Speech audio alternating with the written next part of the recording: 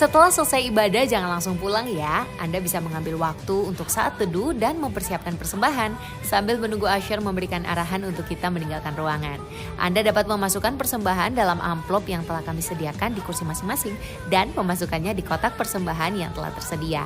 Atau Anda juga dapat memberikan persembahan secara cashless dengan melakukan scan QR code yang tertera pada bagian belakang amplop.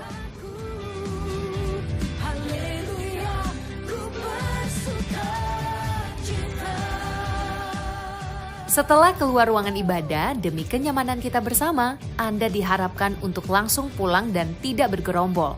Gereja kita telah mempersiapkan yang terbaik untuk Anda. Selamat beribadah, Tuhan Yesus memberkati. Shalom, selamat sore saudara. Berapa banyak yang antusias ibadah hari ini? Mari lambaikan tangan saudara. Mari berikan kemuliaan bagi nama Tuhan kita. Haleluya. Saudara, rumah itu bukan hanya berbicara tempat orang berkumpul, tetapi tempat di mana kita merasakan disambut, merasakan kehangatan keluarga. Karena itu tak berlebihan jika kita bisa tengok kanan kiri, depan belakang dan katakan, engkau saudaraku. Haleluya. Sebelum bersama-sama kita beribadah, sore hari ini ada beberapa informasi yang kami ingin sampaikan terlebih dahulu. Yang pertama, jangan lewatkan worship night. Hari Jumat ini pukul 7:30 malam. 24 Februari 7:30 malam dengan tema Power of Love. Yang dimana kita bisa mengaksesnya di YouTube GMS Jakarta. Selanjutnya untuk Anda yang belum mengikuti My Spiritual Journey yang pertama. Jangan lewatkan karena hari ini adalah hari terakhir pendaftarannya. Anda bisa mendaftarkan diri Anda di aplikasi GMS Church. Lalu kelas online akan diadakan di hari Sabtu tanggal 25 Februari nanti. Selain itu ada sebuah kabar sukacita yang kami ingin bagikan pada Anda pula. Untuk Anda yang memiliki anak-anak usia 12 sampai 17 tahun. Mulai Sabtu besok tanggal 25 Februari akan ada ibadah khusus untuk mereka yang kita namakan AOG Teens. Karena itu acara ibadah ini diselenggarakan setiap hari Sabtu pukul 3 sore. Berkenaan dengan itu kami menata kembali ibadah yang diselenggarakan di hari Sabtu dan Anda bisa memperhatikannya. Yang pertama, setiap kali kita memasuki hari Sabtu, ibadah voltage yang semula diadakan pukul 3 sore akan berubah menjadi jam 1 siang. Ibadah voltage adalah untuk anak-anak berusia 9 sampai 12 tahun. Setelah mereka beribadah pukul 1 siang, ibadah AOG Teens diadakan pukul 3 sore. Dan pukul 5 sore akan berlanjut dengan AOG Youth. Jangan lewatkan karena hal-hal itu akan memperlengkapi anak-anak atau Anda, adik-adik Anda bertumbuh dan maju di dalam Tuhan. Nah hari ini jika ada di antara Bapak Ibu Saudara sekalian membawa anak-anak beribadah di Eagle Kids, perhatikan informasi ini bahwa nanti sepulang ibadah Anda dapat langsung berjumpa dengan anak-anak Anda di lantai UG di depan eskalator. Karena kakak-kakak pelayan anak akan ada di sana bersama dengan anak-anak Anda. Dan yang terakhir, minggu ini adalah minggu yang ketiga kita sangat bersuka cita ada kesempatan terlibat dalam kegerakan Tuhan. Karena di setiap minggu yang ketiga kita mengadakan 2 kali persembahan ibadah dan persembahan misi. Mari persiapkan diri Anda.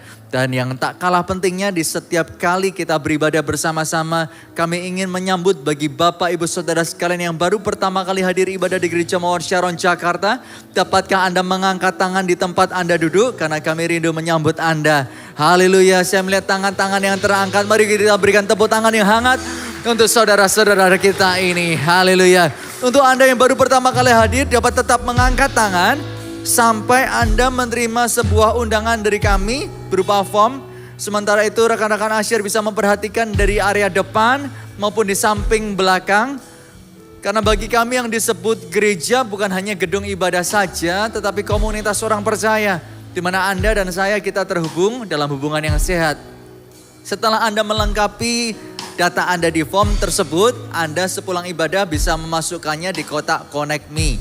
Yaitu kotak berwarna kuning di samping kotak persembahan. Ataupun Anda dapat memberikannya kepada rekan-rekan asyir yang bertugas.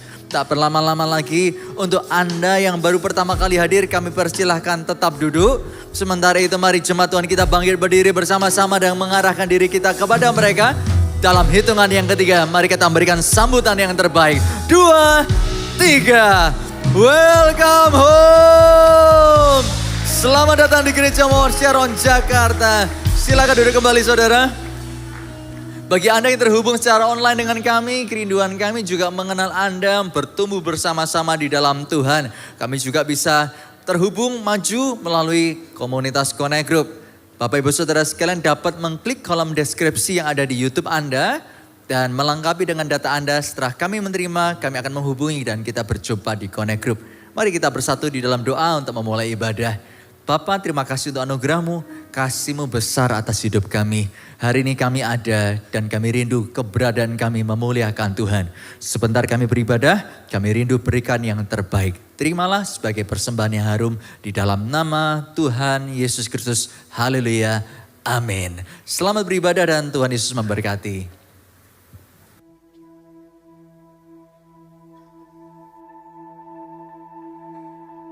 Tahun 2023. Tahun menabur doa dan menuai sukacita.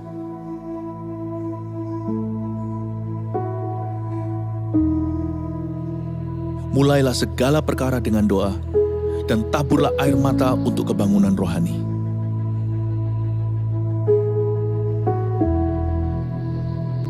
Bangunlah mezbah keluarga agar Tuhan melawat umatnya. Cintai firman untuk mendengar suara Allah. Dan miliki karunia iman yang memindahkan gunung.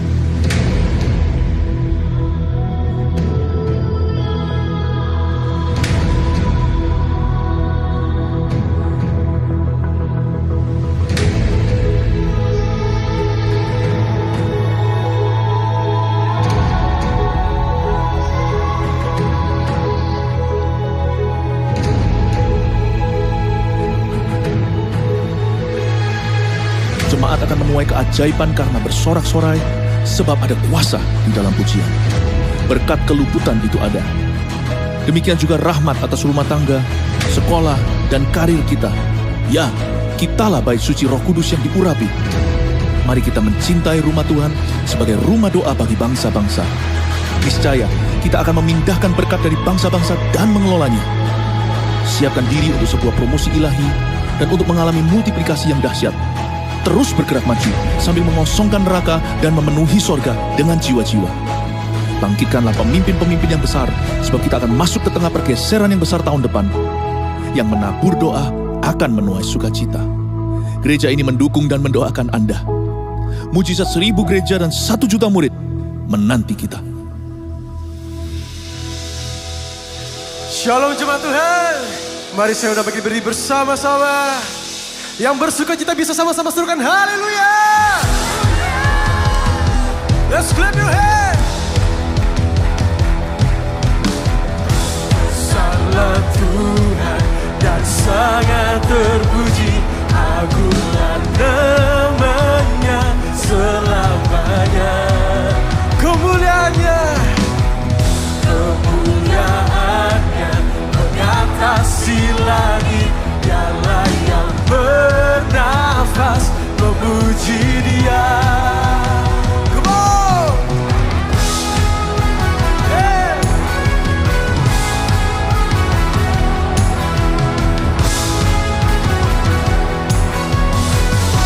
Mari bersama-sama nyanyikan. Besarlah Tuhan dan sangat terpuji, agunglah namanya selamanya.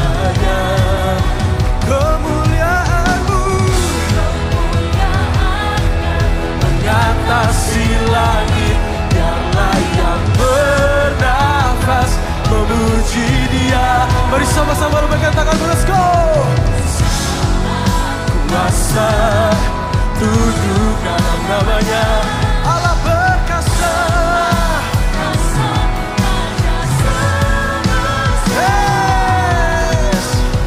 Kemuliaan hanya bagi Dia, Dia yang layak disembah, beri pujian bagi Yesus Sang Raja. Ya bertahta surga bumi menyembah.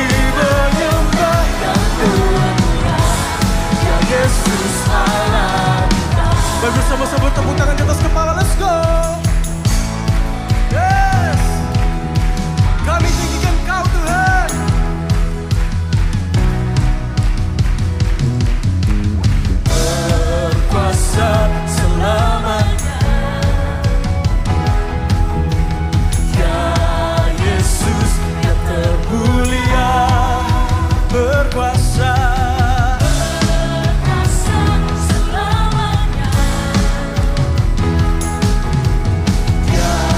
Yesus yang termulia, kemuliaan hanya bagi Dia, Dia yang layak disembah, beri pujian bagi Yesus Sang Raja. Dia berkata untuk selamanya, surga bumi menyembah.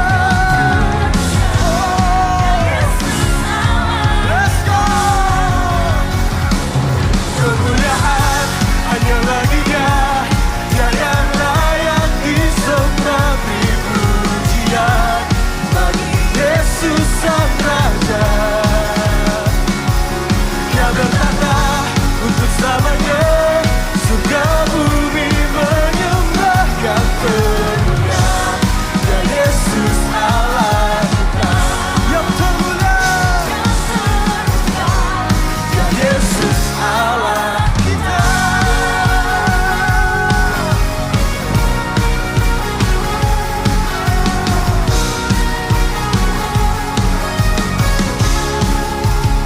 Sorakan haleluya.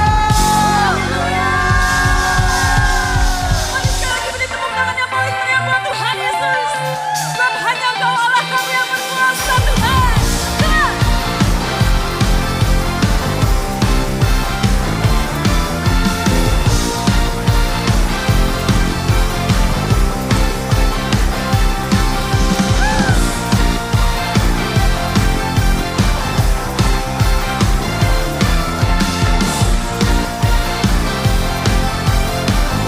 Mari sama-sama katakan.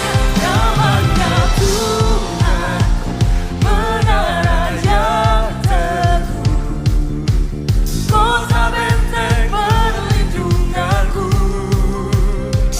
Allah yang perkasa, Dia Bapa yang kekal, gunung batu keselamatanku. Engkau yang termulia di bumi di surga, termasyur perkasa selamanya. Engkau yang berkuasa di dalam segala hal, ada kuasa dalam nama Yesus.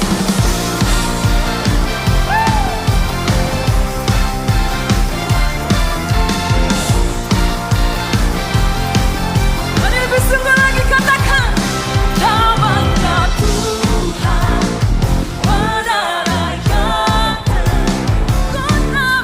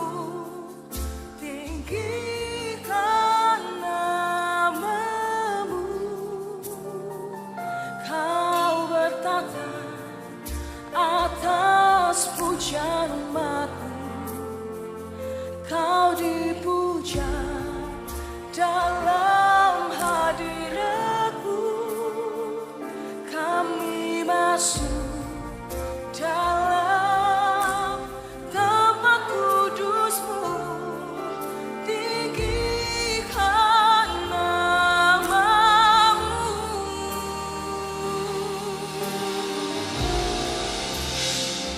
Ku tinggikan nama-Mu Yesus,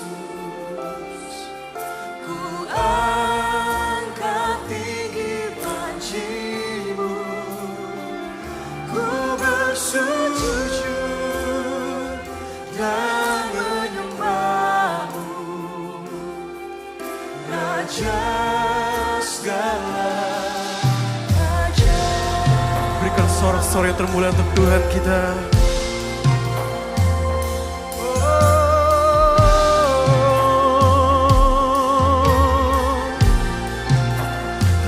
Haleluya.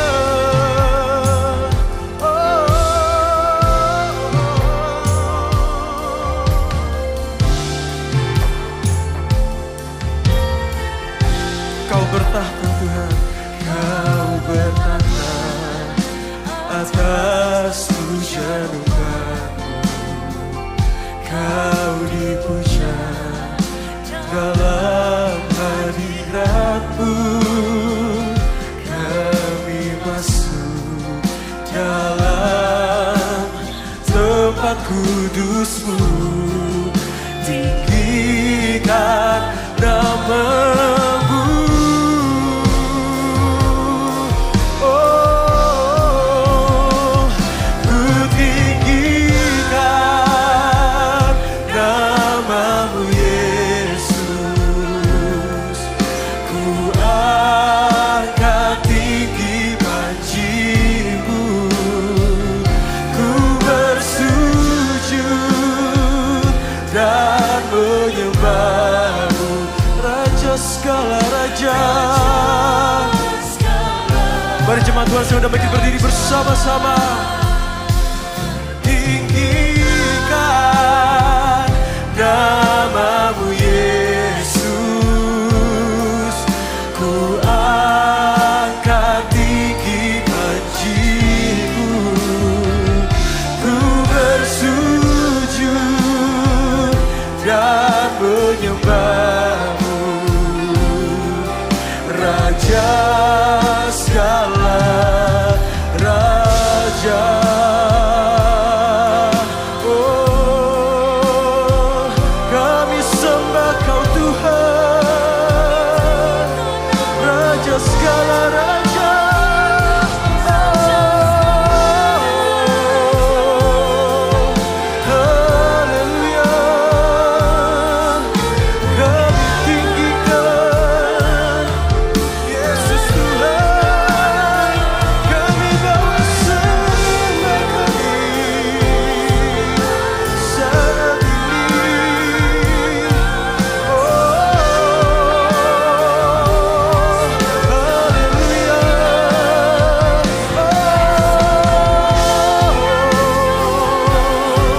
Kami hampiri tahta-Mu, kami hampiri Kau Tuhan.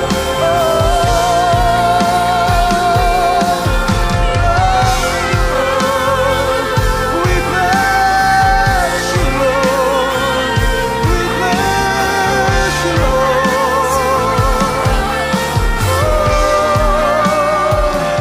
Ku tinggikan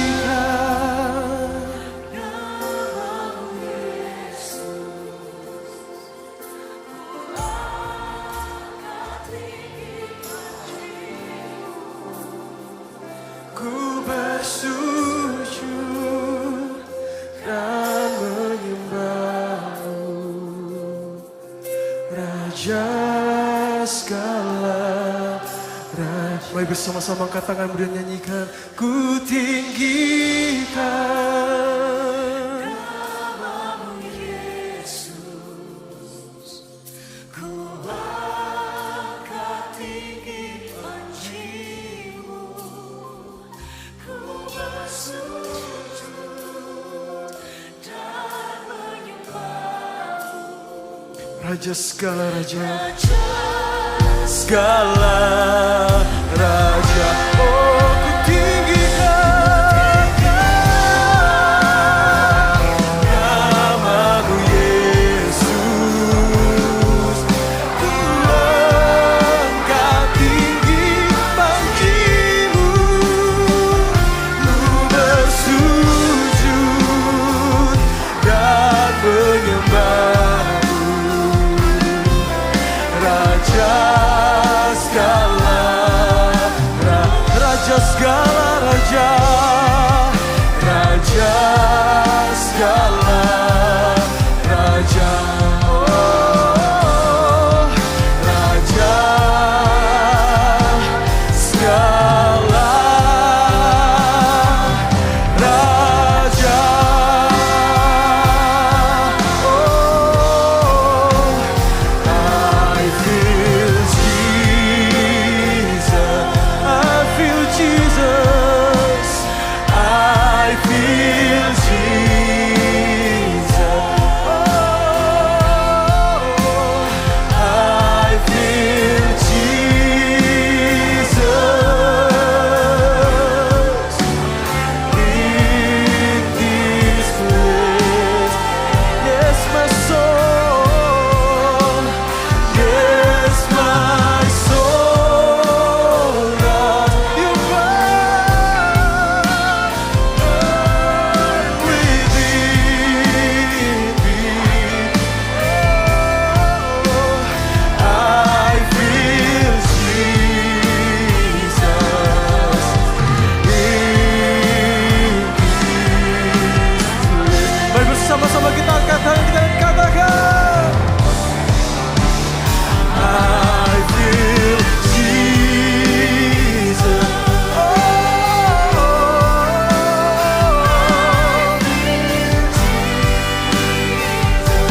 In this place, I feel Jesus.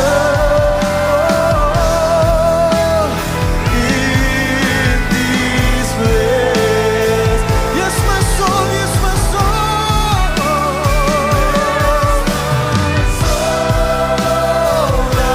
You burn within me. Oh, I feel Jesus in this place. I feel Jesus. Oh, I feel Jesus. I feel Jesus. I feel Jesus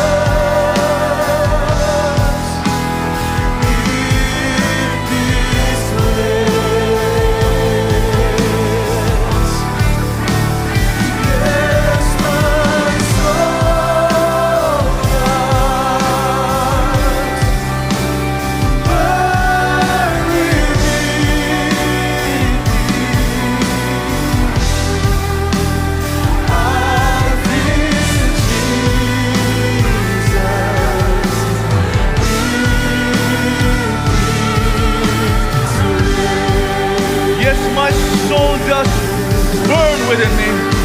Yes, my soul does burn within me.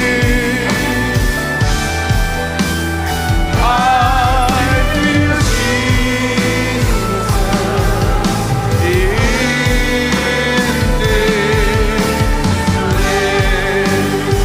Yes, my soul. Yes,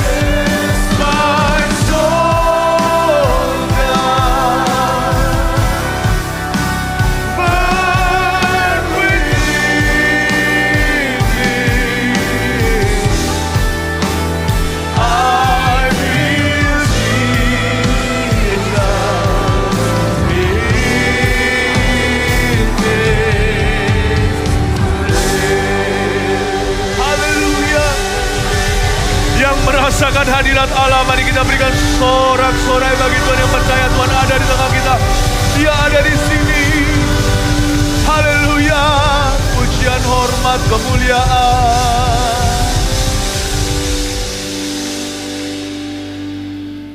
Sewaktu kami merasakan Engkau lebih daripada dunia, merasakan hadirat Allah lebih dari masalah, tak bisa tidak hati kami dan mulut kami akan bersyukur serta bermazmur bagi Tuhan. Kami akan bisa dan sanggup melupakan semua tekanan karena mata kami tertuju pada Tuhan. Segala perkara dapat kami tanggung di dalam Dia yang memberi kekuatan.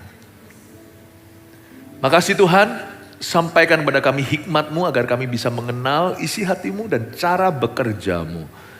Biar kami gak salah jalan, tidak salah sikap hati. Agar kami bisa semua masuk ke tanah Kanaan yang Kau janjikan.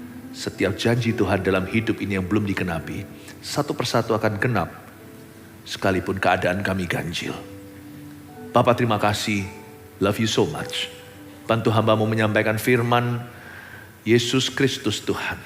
Dan biarkan urapan-Mu bekerja, sembunyikan hamba di balik salib-Mu dalam nama Yesus. Praise the Lord. Amin. Puji Tuhan. God bless you. Berikan tepuk tangan untuk Tuhan dan satu sama lainnya. Puji Tuhan. Silakan duduk. Seharian saya khotbah beda-beda. Berikut ini menunya. Bisa dilihat di depan. Dan Anda setiap pewahyuan beda, tidak sama. Dan saya kok merasa hari ini seperti Roh Kudus tuntun saya bukan khusus untuk mengajar tetapi untuk menasihati. Ada banyak nasihat-nasihat praktis, ibadah-ibadah sebelumnya tentang nasihati. Ada banyak nasihat-nasihat praktis, ibadah-ibadah sebelumnya tentang jodoh. Ternyata banyak loh bujangan di gereja kita. Termasuk parenting punya anak, grooming anak, memproyeksikan nanti anak itu gimana, usia berapa, gak terlalu dini untuk mikirkan university segala sesuatu. So much ya. Saya rasa ada waktunya di minggu-minggu tertentu saya datang bukan untuk pengajaran tapi untuk nasihat-nasihat praktis. Ini juga bentuk dari wujud daripada pengembalaan gereja ini atas kehidupan putra-putri visi yaitu jemaat terkasih. Sekarang kita langsung kepada yang keempat, jangan menggerutu. Tidak sesimpel itu. Jangan menggerutu ini ternyata jauh lebih serius konsekuensi. Kita baca dulu dari kitab Ulangan. Cerita gimana Musa mengulangi riwayat mereka di padang gurun. Ada banyak sekali summary atau rangkuman yang kita bisa pelajari. Dan banyak rema-rema baru. Demikian pula yang lama diperbaharui untuk kita hidup hari ini. Ini riwayat hukuman atas Israel. Ini perikop yang kurang enak. Ulangan pasal 1 ayat 34-40 tentang punishment. Dan kita diajari untuk tidak menggerutu. Mengapa jangan menggerutu? Dan gerutu itu apa? Nanti saya akan jelaskan ya. Kita baca dulu ayat 34 riwayat hukuman atas Israel. Ketika Tuhan mendengar gerutumu itu, ia menjadi murka dan bersumpah. Tidak seorang pun dari orang-orang ini, angkatan yang jahat ini, akan melihat negeri yang baik yang dengan sumpah kujanjikan untuk memberikannya kepada nenek moyangmu. Kecuali Kaleb bin Yefuneh. Dialah yang akan melihat negeri itu dan kepadanya dan kepada anak-anaknya akan kuberikan negeri yang diinjaknya itu karena dengan sepenuh hati ia mengikuti Tuhan. Juga kepadaku Tuhan murka oleh karena kamu. Dan ia berfirman juga engkau tidak akan masuk ke sana. Yosua bin Nun pelayanmu dialah yang akan masuk ke sana. Berilah kepadanya semangat. Sebab dialah yang akan memimpin orang Israel sampai mereka memiliki negeri itu. Dan anak-anakmu yang kecil yang kamu katakan akan menjadi rampasan. Dan anak-anakmu yang sekarang ini yang belum mengetahui tentang yang baik dan yang jahat. Merekalah yang akan masuk ke sana. Dan kepada merekalah aku akan memberikannya. Dan merekalah yang akan memilikinya. Tetapi kamu ini baliklah. Berangkatlah ke padang gurun ke arah laut Tebrau. Jangan menggerutu. Kalau hati kita merasa Yesus seperti lagu tadi, I feel Jesus. Yang keluar pasti mazmur. Kalau kita mengeluh itu pasti yang kita rasakan adalah tekanan dan masalah bukan Tuhan. Boleh gak kita merasakan masalah permasalahan kita? Ya pastilah, namanya orang hidup pasti kerasa. Tapi jangan dirasa-rasa. Jangan kerasa-kerasaan.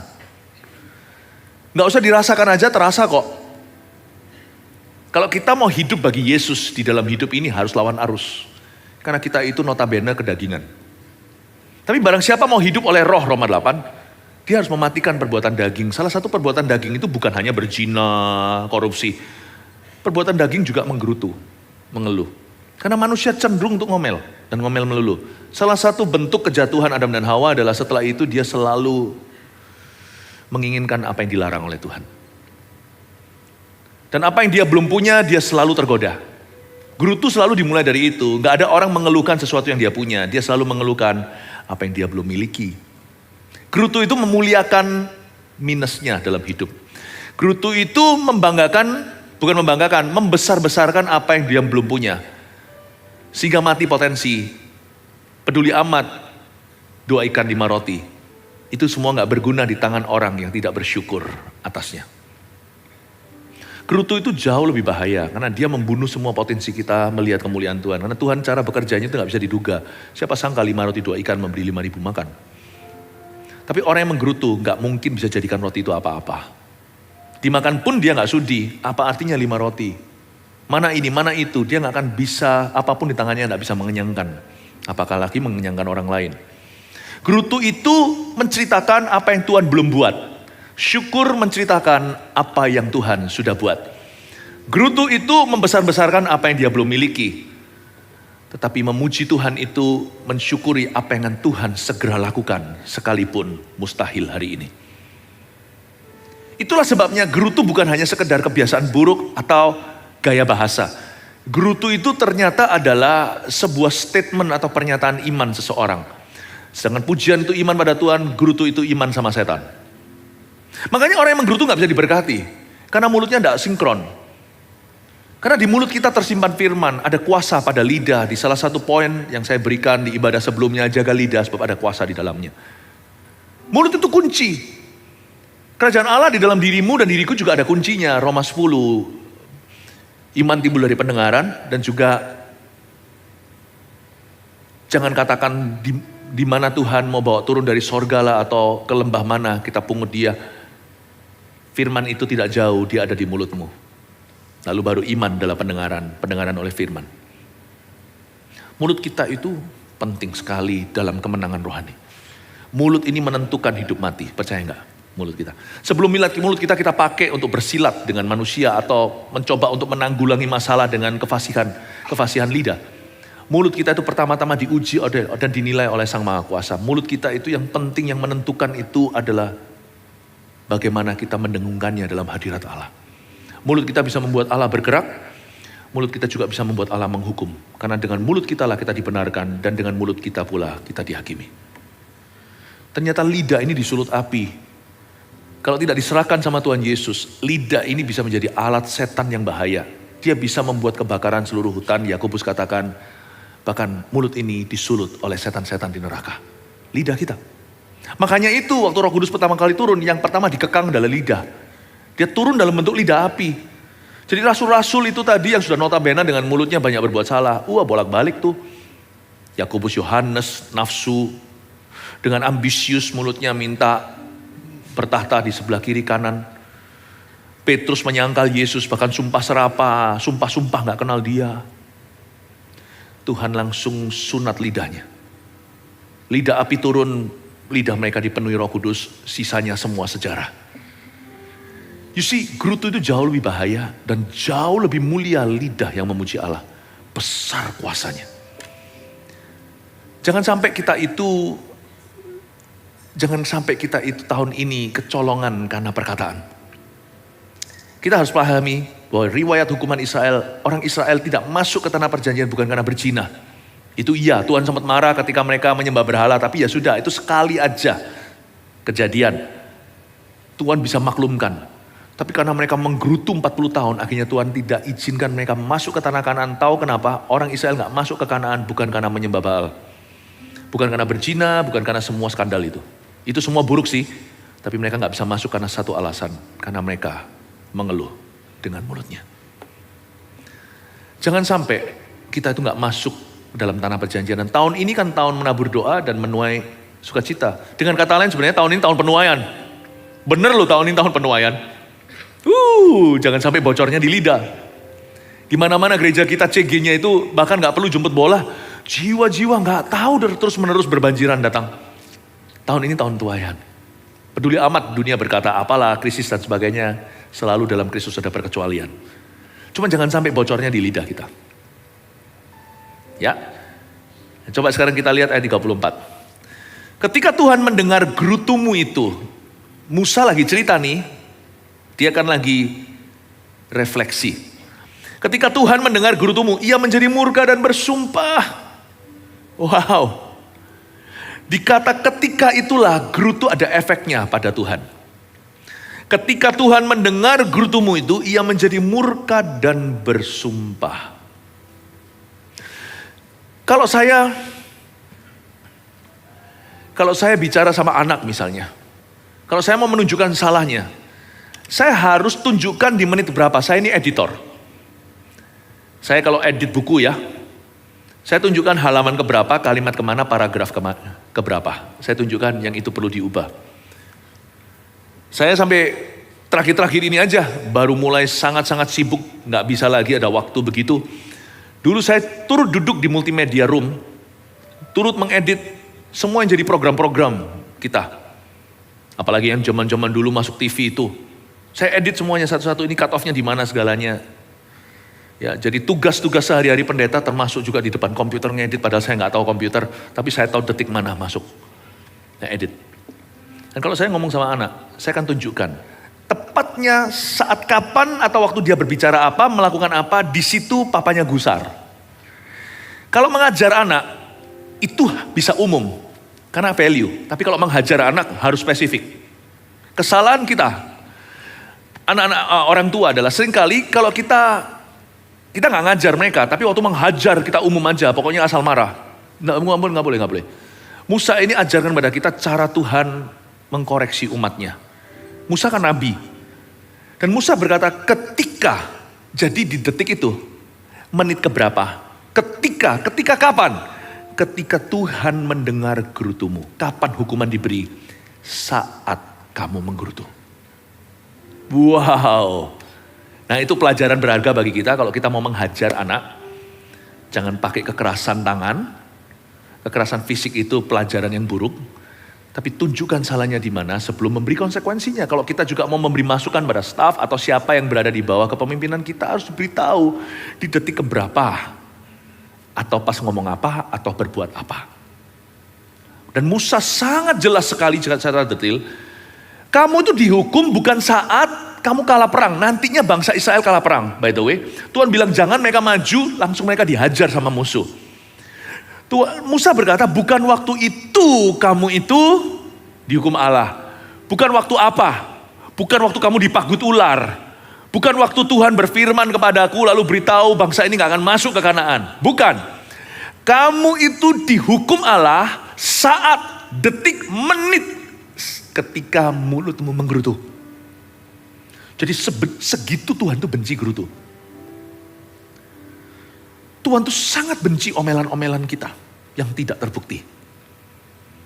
Karena gerutu itu membesar-besarkan apa yang bisa terjadi. Makanya orang yang overthinking dan takut itu sebenarnya merugikan diri sendiri. Tuhan gak marah kalau Anda overthinking ya, agak beda sama menggerutu. Tapi overthinking pasti ujungnya menggerutu. Ya. Makan makanan yang kotor itu makan, masuk. Tapi pasti ujungnya diare. Kalau Anda mau diare, makan yang bersih. Gak tahan pedas, ya jangan makan yang pedas-pedas. Kalau kita gak mau berakhir dihukum oleh Allah karena gerutu, ya jangan overthinking, jangan terus hidup dalam worry, pesimis, dan negatif. Karena itu pasti ujungnya tekan tombol kegerutuan. Dan Tuhan itu begitu benci gerutu sampai dia berkata, Musa berkata, ketika Tuhan mendengar gerutumu itu bukan setelah. Kalau kata setelah, nah bisa mengerti. Atau berapa bulan setelahnya. Ketika, while, bahasa Inggrisnya, while you are grumbling, God already gave his punishment. Apakah hukuman seorang yang menggerutu? Yaitu, sebelum hukuman sesuatu terjadi, karena saat mereka menggerutu, mereka gak langsung mati di padang gurun. Mereka masih perlu tahunan lagi itu satu-satu meninggal dunia. Satu generasi kan dihabiskan. Gak langsung kalah perang, enggak. Hukuman seorang yang menggerutu apa? Ya dia jadi seorang penggerutu selama-lamanya. Hukuman seorang gerutu itu bukan nanti dia sakit, kanker, atau bangkrut, hilang teman, gak diurapi, itu nanti. Hukuman seorang penggerutu adalah, itu adalah sebuah candu. Sekali Anda menggerutu, Anda akan terbiasa dengan itu. Dan Anda tidak akan pernah lepas selama-lamanya. Hukuman seorang penggerutu adalah dia jadi penggerutu. Dan sejak dia jadi penggerutu, dia pasti akan jauh dari Tuhan. The punishment of someone who grumbles, he could never have enough of grumbling. Dalam hidupnya akan ada lubang yang dia bor terus, di dalamnya ada lubang, dan dia tidak akan pernah keluar. Makanya cepetan check out dari gerutuanmu sebelum itu menjadi kebiasaan. Lekas keluar seperti bangsa Israel disuruh lari seperti dari Babel, seperti Sodom Gomora yang dibakar, bahkan Lot dan istrinya pun jangan menoleh ke belakang. Jangan biasakan dengan omelan, dengan keluhan, dengan gerutu di mulut. Karena kalau itu sudah hinggap padamu, itu candu dan itu akan susah sekali. Itu menjadi karaktermu, menjadi kepribadianmu, dan orang sekelilingmu pun bisa dapat hukuman karena Anda. Buktinya Musa berkata, aku dihukum karena gerutumu. Bayangin, gerutu sangat menular. Orang yang rohani kayak Musa aja tahu gitu, jangan bergaul, pergaulan buruk nih. Tapi apa boleh buat, wong dia pemimpinnya. Ya pasti harus bersentuhan. Aduh kasihan, Musa tidak terlalu laki, tidak terlalu beruntung mimpin kelompok yang begini. Musa aja yang begitu disiplin rohani aja kena loh, keseret loh.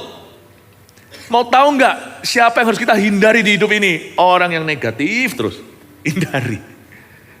Jangan dengarkan ocehannya, percayalah. Tapi aku mau menangkan dia, tapi jangan menangkan lewat ocehannya. Tunggu aja sampai dia kelelep. Palang merah kan gitu. Kalau kita mau tolong orang waktu berenang, apalagi orangnya gede gitu, wah gitu. Anda mau tolong dia sama-sama tenggelam daripada dua yang mati, satu aja. Tunggu dulu. Sampai dia, nah aduh, angkat. While sementara dia gerutu, jangan deketi. Makanya nggak baik untuk bicara dengan orang negatif. Dia tidak akan membawamu kemana-mana. Musa aja keseret kok. Anda siapa? Saya siapa? Makanya saya kadang-kadang, no. Pinter-pinter aja mengelak. Apalagi kalau kita bukan siapa-siapa, kalau kita sebaya.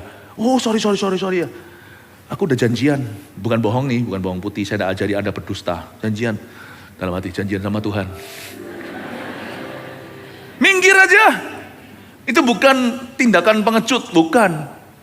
Ada baiknya Anda mengamankan diri. Karena Musa kena hukuman karena gerutuan mereka. Musa kepancing emosi. Janganlah sama orang negatif, toksik, isinya cuma jelek-jelekan. Saya pernah sekali ketemu sama orang yang kepahitan sama hamba Tuhan. Saya kan hamba Tuhan juga. Gak fair ya. Orang lain yang berbuat, kita semua kena. Loh, pernah gak Anda lihat dokter malpraktek? Tapi apa Anda kepahitan dengan semua dokter? Kok lucu ya? Sama gereja, sama orang Kristen, sama hamba Tuhan kok bisa pukul rata ya? Emangnya kami ini gampang dibully? Memang mau bisa apa sih, tampar pipi kanan ngasih pipi kiri, tapi izinkan saya speak up a bit, izinkan saya angkat bicara sedikit. Saya sarankan jangan ke dokter lagi kalau Anda sakit. Kenapa ada dokter yang malpraktek? Berapa banyak orang ke Singapura nih, pulang tinggal jenazahnya. Nggak usah lah ke hospital segala, Mount E or whatever, nggak perlu. Itu ke rumah sakit mati. Rumah sakit bahkan ada rumah mayatnya. Kenapa orang tetap pergi ke situ? Mati nggak mati coba. Ayo. Saya nggak peduli gereja gimana. Masih ada gereja yang baik kok. Saya nggak peduli. Saya tetap akan mencoba. Saya datang ke gereja bersekutu dengan Tuhan dan sama saudara seiman, saya percaya hidupku akan besi menajam besi. Hidupku akan ditajamkan oleh Allah. This is a good church. This is a good church. Amin. Musa aja ketularan. Karena itu kalau sini ada orang yang suka menggerutu, suka ngomel, suka gosip, suka kepahitan, suka umbar-umbar gitu kepahitannya. Berubahlah sebelum orang lain kena ininya, kena wabahnya. Saya pernah ketemu dengan, tadi saya belum selesai cerita nih, saya ketemu sama orang yang kepahitan sama hamba Tuhan. Lalu dia cerita, wah hamba Tuhan begini, wah ini orang gini. Bapak ini ngomong sama saya ini juga pendeta loh, Bapak ini maksudnya apa? Kalau Bapak tak ngomong gini saya tertuduh, enggak, orang lain yang berbuat bukan saya kok. Terus habis itu dia bilang, iya saya mau cerita sama you nih, semua hamba Tuhan sama semua gereja, semua orang, ini. Saya bilang sama dia, Bapak cerita sama saya ini Maaf ya, saya bukan tidak sopan, cuman waktu Anda berharga. Saya lemparkan waktu Anda, maksud saya waktuku lebih berharga. Bapak ngomong seperti ini itu tujuannya salah satu dari dua. Tolong beritahu saya dulu di depan supaya saya tahu bagaimana saya harus menghadapi ini. Satu, Anda cerita ini dengan tujuan untuk sembuh. Atau Anda cerita ini dengan tujuan cuman kepingin didengarkan. Ya nggak tahu pokoknya saya cerita. Loh, yang benarnya gimana? Kalau hanya untuk didengarkan, Bapak bisa kirim saya voice note.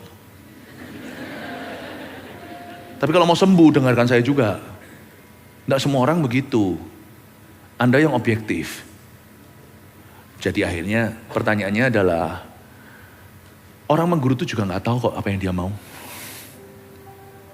Nggak ada. Dan menggerutu itu bahaya loh. Saya kenal satu keluarga yang nggak ada di sini, itu zaman saya masih sekolah Alkitab. Anak-anaknya jadi nggak keruan. Papanya itu kepahitan sama orang Kristen.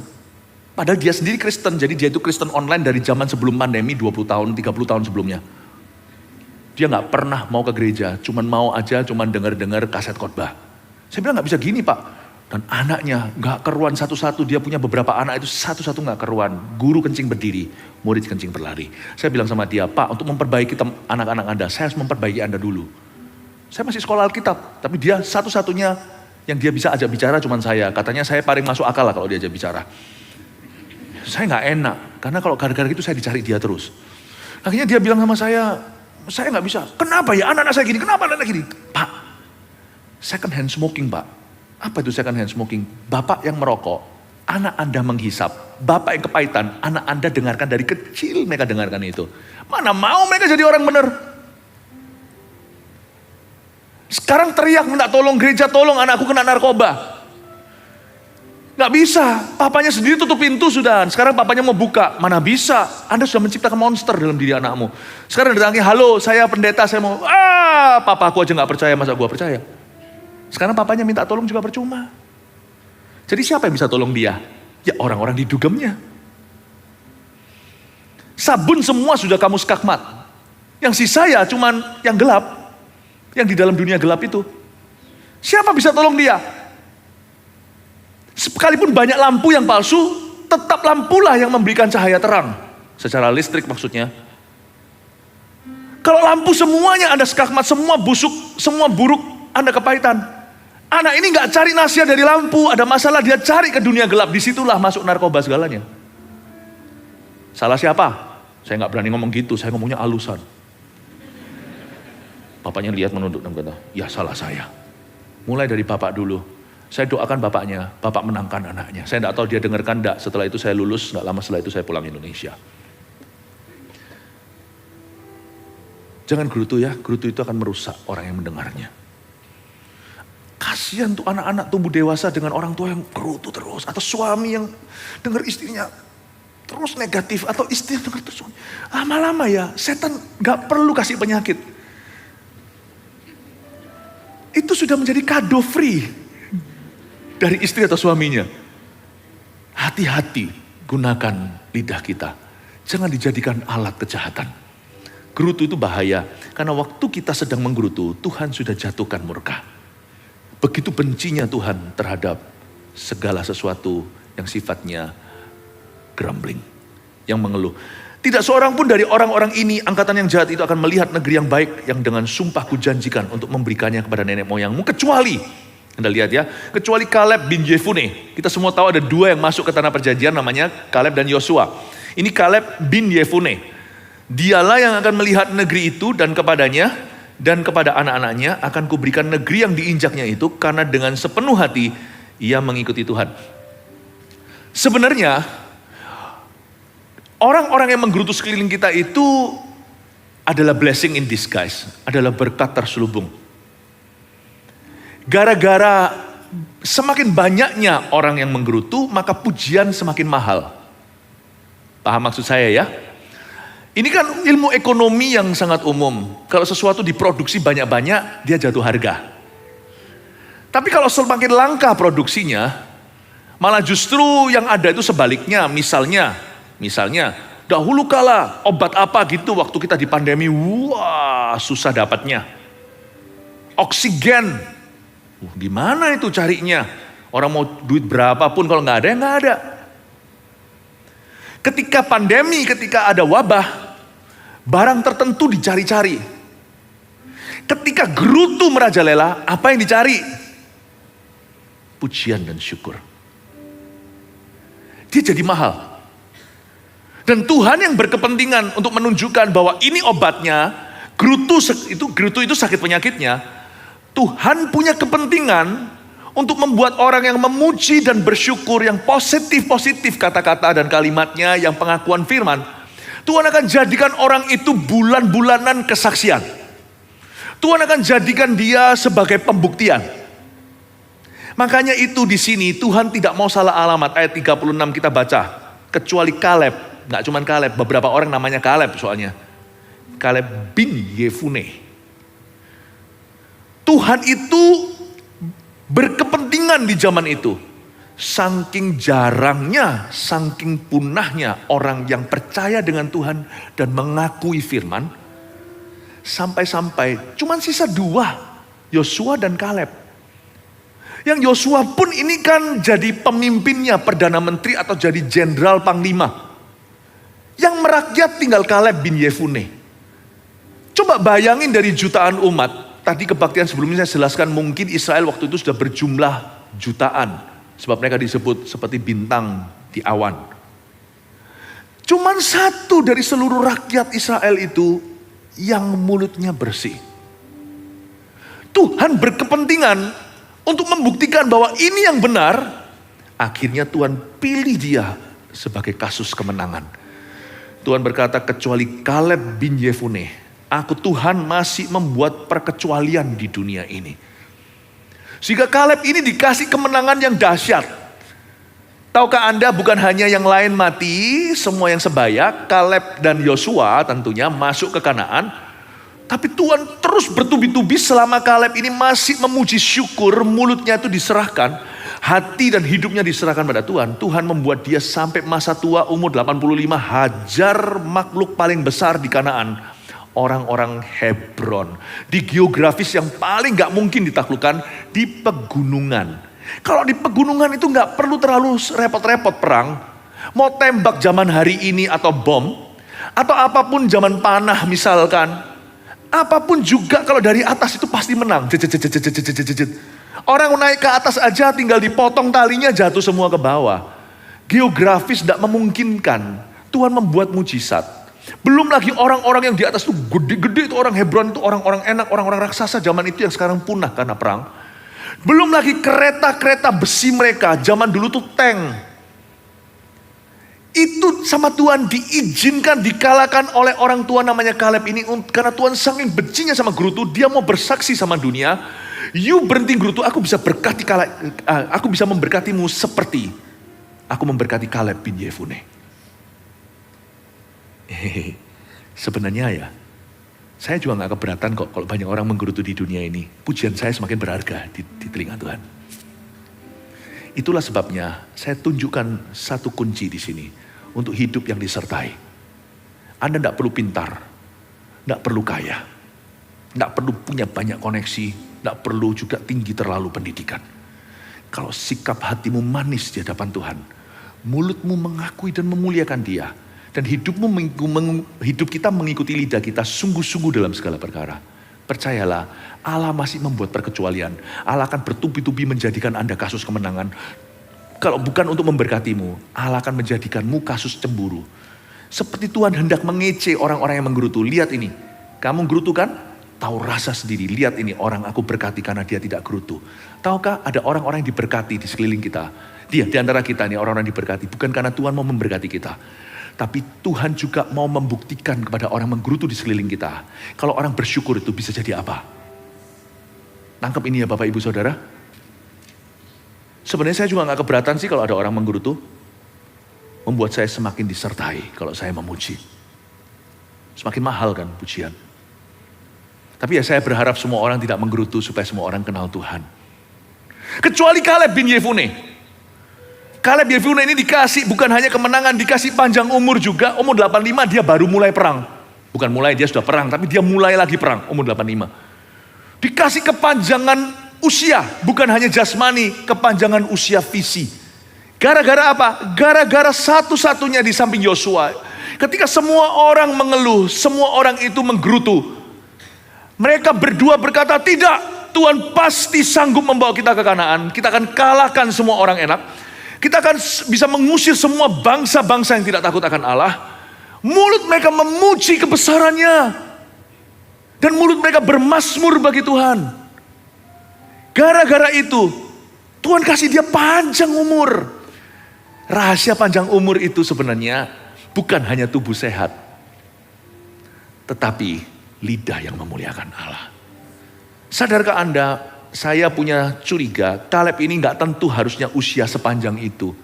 Tapi saking jarangnya kalau Kaleb mati hari ini, gak ada lagi orang yang seperti dia. Tuhan perpanjang usianya, supaya Tuhan bisa buktikan ke bangsa Israel, yang gini loh yang benar. Tahukah orang yang mulutnya dijaga, lidahnya memuliakan Allah, Tuhan berkepentingan dalam hidupnya. Karena hidup ini di dalam dunia ini lebih jarang lagi orang yang sungguh-sungguh memuliakan Allah. Waktu saya baca tentang Kaleb bin Yefune, saya mengerti bahwa Tuhan itu masih membuat perkecualian bagi orang-orang yang tidak menggerutu, bagi orang-orang yang memuji dan bersyukur. Ada kuasa dalam pujian itu sungguh benar. Orang yang suka memuji Tuhan, jangan jadikan ini teori mentahan. Karena gak tentu ya kan, Tuhan itu punya kedaulatan. Tapi saya yakin ada orang tertentu di hidup kita. Mereka ada di hidup kita, sekeliling kita. Yang hidupnya panjang sekali. Itu bukan karena pada mulanya Tuhan mau kasih dia hidup panjang. Tapi karena lidahnya memuji, hidupnya panjang sekali. Dan apapun yang Tuhan kasih ke dia itu, awet, mudah di tangan. Tuhan kasih dia visi itu panjang sekali. Kalau seperti ada orang tertentu itu favornya perkenanan Tuhan itu bertubi-tubi dan gak pernah mari-mari gitulah. Kalau orang Surabaya katakan, tiada henti. Perkenanan Tuhan itu terus bertubi-tubi. Semua itu rahasianya waktu saya renungkan. Suka memuji. Saya pernah ketemu sama satu orang, I think the sweetest couple, salah satu daripada pasangan-pasangan yang sudah berusia. Sangat manis. Hidup saya ini saya gak dimentori siapa. Tapi dari waktu-waktu saya itu ketemu malaikat. Orang-orang, malaikat ini bukan malaikat beneran, tapi manusia, malaikat tanpa sayap. Saya itu diizinkan Tuhan ketemu contoh-contoh kehidupan, di mana salah satunya adalah salah satunya adalah pasangan ini. Mereka itu sehat sekali. Hidupnya itu loh, bukan gak ada masalah, bisa kelihatan dari kerutan wajahnya orang yang pernah kena tekanan. Tapi waktu saya ngobrol sama mereka itu so sweet loh, sungguh so sweet. Dan kalau mereka kesaksian itu, mereka cerita aja kebaikan Tuhan. Om itu dulu pernah gini, tante itu pernah begitu. Saya masih mahasiswa sekolah Alkitab dulu itu, saya itu dari waktu ke waktu dipertemukan Tuhan dengan orang-orang yang saya gak duga. Dan mereka itu mengajarkan sebuah kebenaran masing-masing kepada saya, hamba Tuhan yang sedang diprosesnya. Salah satunya pasangan ini, so sweet. Dan saya dengar ternyata mereka pernah mengalami masalah ini itu, ternyata cukup serius di masa muda. Tapi mereka tuh sweet sekali. Hidup mereka itu bisa begitu enak, puk yang kupasang ringan itu benar. Lalu saya dengar setiap kesaksian mereka itu selalu ada jalan keluar. Kok bisa ya, panjang umur sampai tua sekali. Berdua. Dan saya lihat, tiba-tiba saya tanya rahasianya apa ya? Kok bisa panjang umur gini? Nanti kemudian waktu saya hari ini lebih ngerti firman, saya renungkan. Ternyata pasangan yang sudah dua-dua almarhum ini hari ini puluhan tahun lalu saya ketemu. Mulutnya itu loh, gak ada keluhan. Saya ngomong sama mereka setiap kali, berapa kali saya ketemu, pernah sekali saya ngobrol jam-jaman, gak ada keluhan belas sama sekali gak ada. Kok bisa ada orang yang seperti ini ya? Hamba Tuhan muda ini yang masih sekolah teologi, waktu saya lihat gitu, ini yang gak bisa diajari oleh teologi. Saya pikir ini kehidupan. I want to be like this. I want to be God's sweetheart. Mulutku itu loh, gak ngecam Tuhan, gak nantang, gak negatif, gak pahit. Enak, hidupnya mulus, enggak. Orang ini saya akhirnya tahu, hidup mereka juga penuh dengan pencobaan. Tapi saya lihat so sweet ya, sampai panjang umur saya curiga nih, mereka panjang umur karena lidah mereka. Mereka panjang umur bukan karena vitaminnya, bukan karena stem cell-nya. Mereka bukan orang yang punya gimana. Mereka panjang umur bukan mereka kaya, mereka panjang umur bukan karena sehat. Saya gak pernah selama kenal mereka bertahun-tahun mereka minum obat. Obat mereka adalah ini, hati yang gembira adalah obat. Semangat yang patah keringkan tulang. Peduli amat obatnya mutakhir, patah juga tulangnya karena nggak semangat. Bapak, Ibu, Saudara, rahasia panjang umurnya Kaleb. Rahasia panjang visinya diulang-ulang. Tuhan kayaknya nggak mau game over. Nggak ada episode terakhir. Pernah nggak nonton film? Dulu saya pernah nonton telenovela. Terpaksa karena orang-orang sekeliling saya nonton. Itu saya kira ini episode terakhir, ditambah lagi 26 episode. Ini nggak niat sutradaranya mengakhiri karena masih banyak reklamenya. Kelihatan Tuhan tidak niat akhiri hidup atau akhiri visi pemakaiannya atas hidup seseorang. Kalau mulutnya manis di hadapan Tuhan. Ini bukan mulutnya menjilat. Tapi kalau lidahnya terlatih bersyukur dan bermazmur. Sangat tidak niat Tuhan hendak akhiri pemakaian. Ketika semua orang berkata pensiun sudah kamu kakek. Umur 85 dia baru taklukkan satu wilayah seluruh Israel yang muda gak bisa kalahkan, Hebron namanya. Waktu semua orang berkata sudah selesai episodemu, Tuhan mulai lagi. Seperti Tuhan gak pernah kapok dan jerah. Sukanya yang Maha Kuasa langganan sama dia. Maunya itu terus menerus ke situ. Pokoknya dia akan terus menjadi kongsian rekanan. Tuhan tidak pernah berniat, kalaupun Tuhan bawa dia ke sorga suatu hari meninggal pula. Itu karena tanda kutip terpaksa, karena memang sudah waktunya. Tapi andai kata bisa, Tuhan itu akan membuat orang seperti ini hidup selama-lamanya. Buktinya bin Kaleb bin Yefune ini, kalau Anda baca ayat 36, perkecualian sampai Tuhan turunkan, semoga anak cucumu seperti kamu ya kakek tua. Dialah akan melihat negeri itu kepadanya dan kepada anak-anaknya akan kuberikan negeri yang diinjaknya itu. Karena dengan sepenuh hati ia mengikuti Tuhan. Tuhan bicara tentang keturunan Kaleb bin Yefune. Biarkan nanti anak-anaknya ikuti jejaknya. Anak-anaknya sesuit papanya. Biarkan kuberikan negeri itu kepada putra-putrinya. God can never have enough of such a person. Tuhan gak pernah kapok. Tuhan gak pernah jerah. Tuhan gak pernah bosan. Tuhan gak pernah cukup sudah sama orang begini. Saking langkahnya. Makanya gereja harus dipenuhi dengan orang yang bersyukur, bukan hanya di gereja. Tapi orang yang bersyukur dari gereja.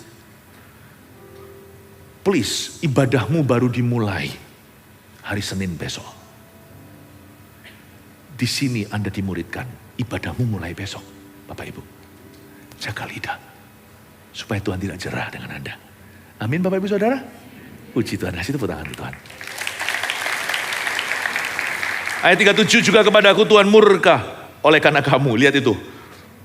Musa mengakui gara-gara mereka. Tapi Musa juga gak bisa salahkan. Musa juga memilih jalan yang salah. Dan ia berfirman juga engkau tidak akan masuk ke sana. Yosua bin Nun pelayanmu dialah yang akan masuk ke sana. Coba Anda perhatikan kata tidak masuk ke sana. Lalu kontradiksinya. Yosua bin Nun pelayanmu dia yang akan masuk ke situ. Garis bawahi kata tidak akan masuk ke sana, inilah bahaya menggerutu. Berilah kepadanya semangat, sebab dialah yang akan memimpin orang Israel itu sampai mereka memiliki negeri itu. Saya merenungkan gerutu itu bahayanya apa ya? Ada banyak.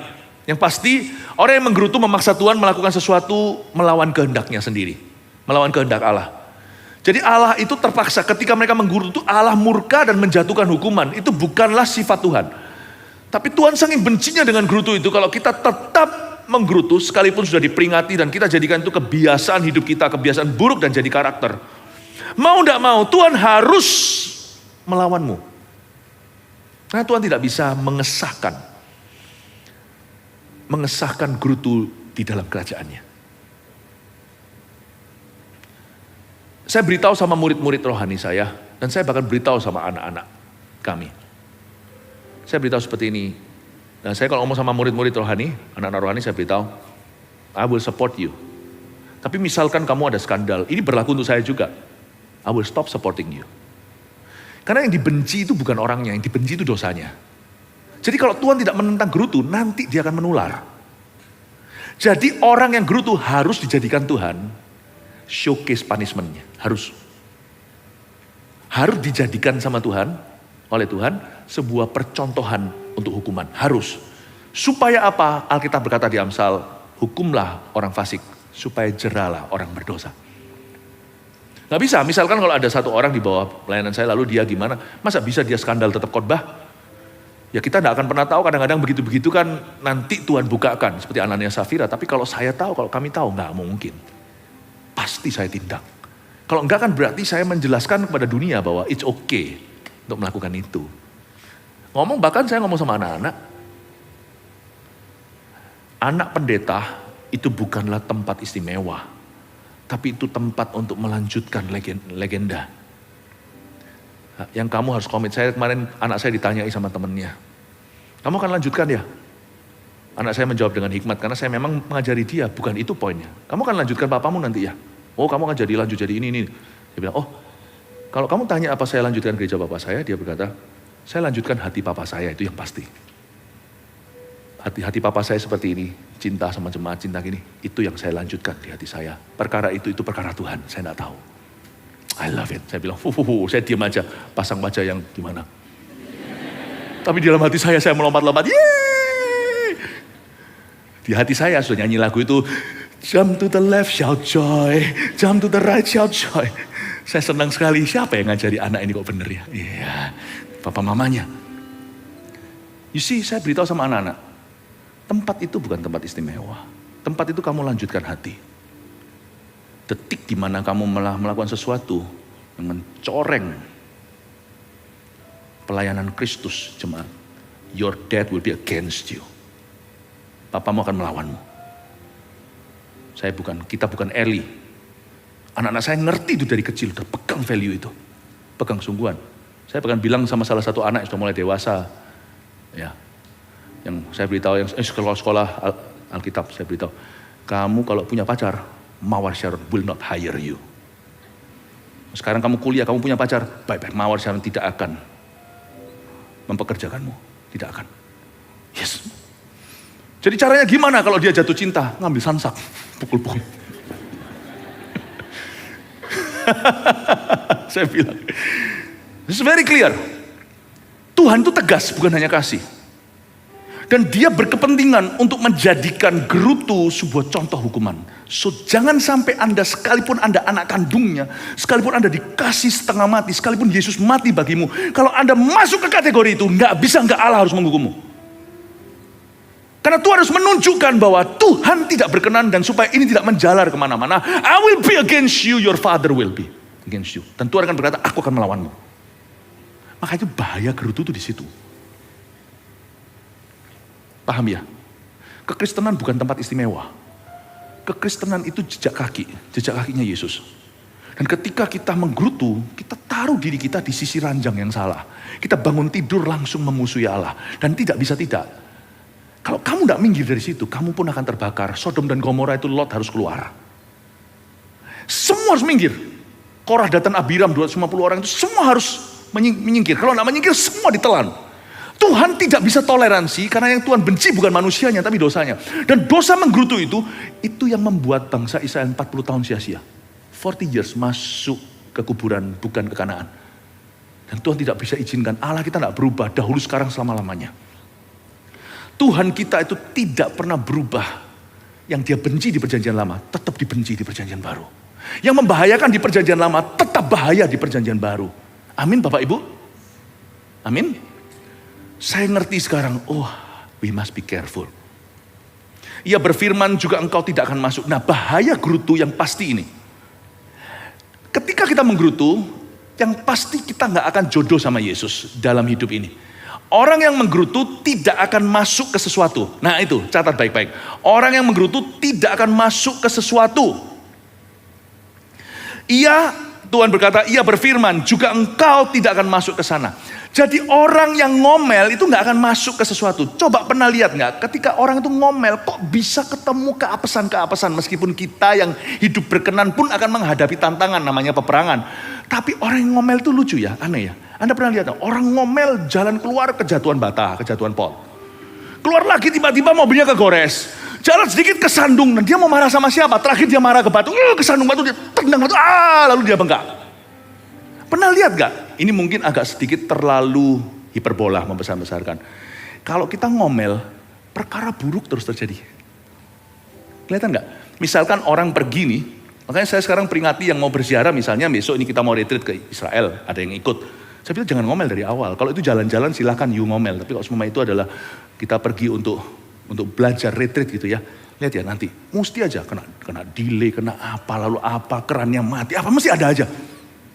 Orang itu kalau ngeluh ya, Anda bisa lihat. Keluar itu ke sandung batu, ke tatap tembok, kegores ininya, terus apanya hilang. Ada aja kayak Tuhan izinkan dikerjain terus gitu loh. Tapi aneh, semua peserta lain ditanyain gimana dapat berkat, kalau dia enggak satu-satunya menggerutu. Karena orang menggerutu tidak akan masuk dalam berkat Allah. Orang yang menggerutu enggak akan masuk ke Kanaan. Orang yang menggerutu enggak akan masuk. Selalu enggak ketemu. Aneh nanti pada waktu semua orang dilawat dia ngamuk, dia lagi ngambek keluar sana ketiduran misalnya. Pas lawatan dia enggak ada. Lalu dia berkata, "Kenapa aku kau tinggalkan?" Lalu dia datang ke sesi berikutnya enggak ada lawatan, ceramah.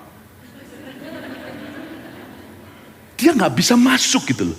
Selalu nggak pas, selalu nggak jodoh, selalu papasan, selalu kelewatan. Inilah apes orang menggerutu. Tapi orang bersyukur dia bisa overlook, dia bisa mengabaikan perkara-perkara kecil. Rubah-rubah kecil ditangkapnya ya sudahlah. Orang bahasa Ibrani versi Surabayanya ya wis lah. Ibrani versi Tionghoa swan lah. Ya, kalau bahasa Inggrisnya never mind. Bahasa Bataknya horas. Lihat ya, ada berkat kecil dan berkat besar mengikuti dia. Kemana-mana dia hoki terus. Pernah lihat gak orang kalau bersyukur itu? Ketolong, kesini dia upgrade. Lucu loh ya, yang menggerutu, aku dilewati padahal aku di sebelahnya dia, gimana. Kopernya keluar semua, koper yang menggerutu hilang. Kesasar ke Abu Dhabi. Aneh loh. Saya melihat itu berkali-kali. Orang menggerutu itu satu fenomena. Dia gak masuk. Orang bersyukur tuh masuk gitu terus. Apa-apa itu ada dia. Kok bisa kebetulan, kok bisa begini. Kok dari semua orang itu aku yang dipilih. Ya. Makanya ada ayatnya soalnya. Tuhan berlika-liku dengan orang yang berlika-liku.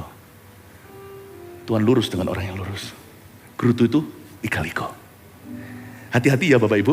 Makanya Tuhan ngomong sama Musa. Ia berfirman. Engkau tidak akan masuk. Yosua yang akan masuk. Berikan kepadanya, tapi ya untungnya Musa berhenti gerutunya sampai situ sih, dia nggak teruskan. Yosua bin Nun pelayanmu, dialah yang akan masuk ke sana. Berilah kepadanya semangat, sebablah dialah yang akan. Dia yang akan masuk ke sana. Berilah kepadanya semangat, sebab dialah yang akan memimpin orang Israel sampai mereka memiliki negeri itu. Anda baca ini? Tuhan bilang sama dia, sudah kamu berhenti menggerutu. Untungnya Musa itu disiplin. Dia berhenti mengeluh.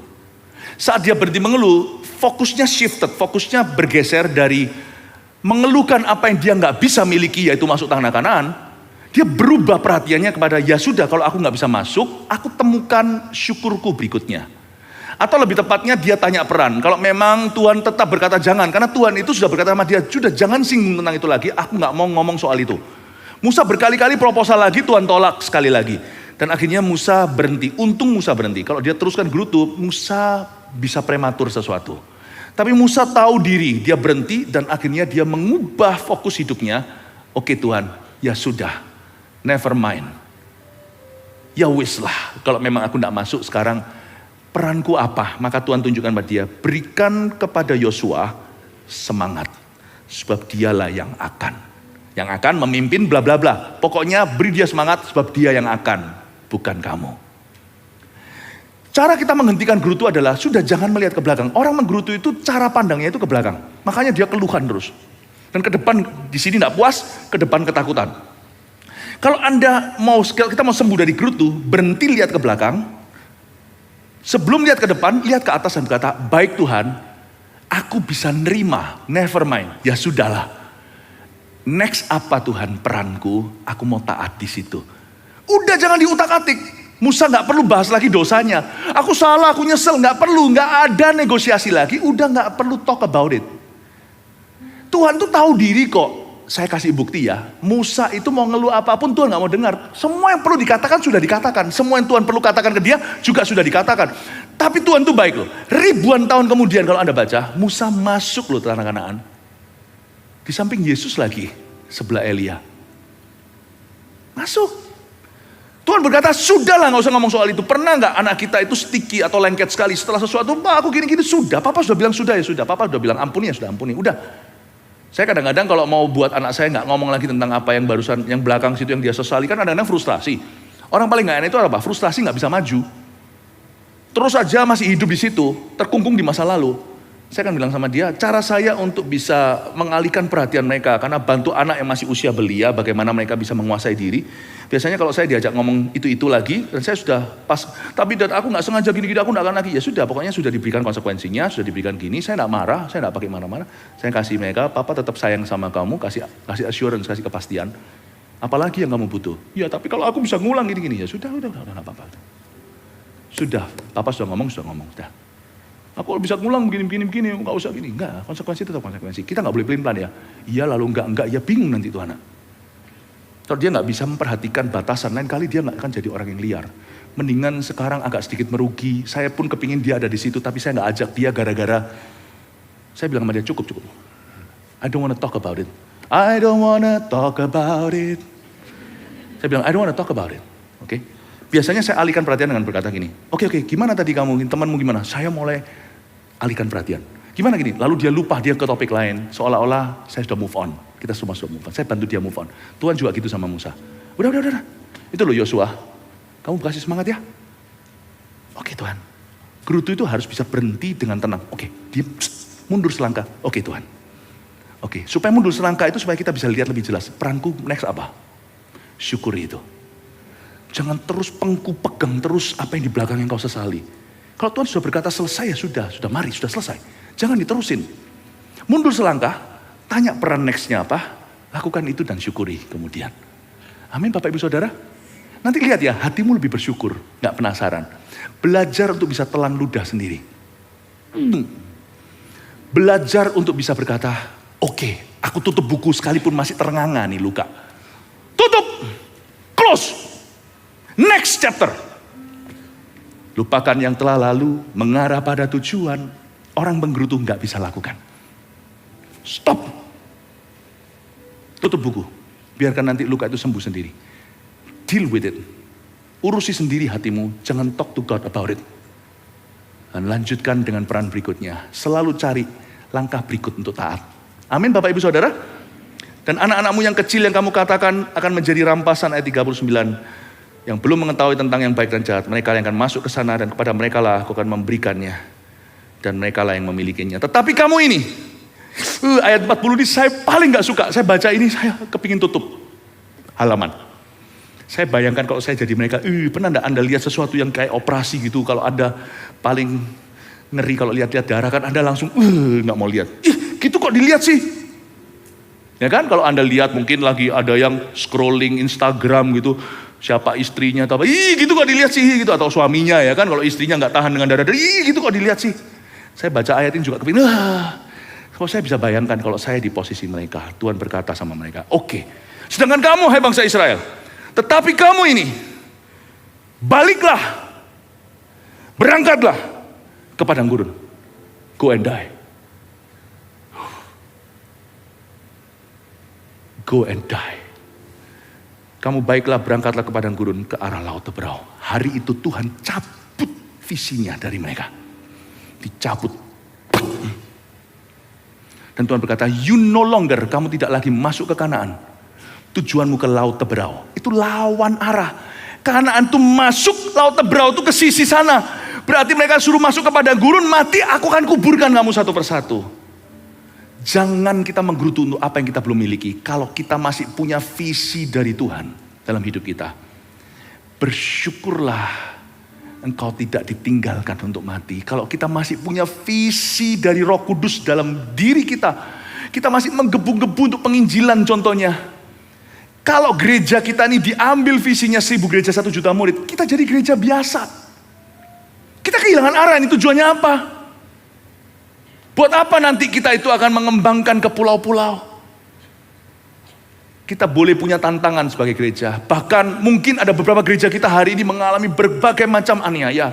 1, 2 itu padahal udah punya izinnya segalanya. Coba ditutup dan segala. Selama kita masih punya visi dan visi itu masih berapi-api menggebu di hati kita.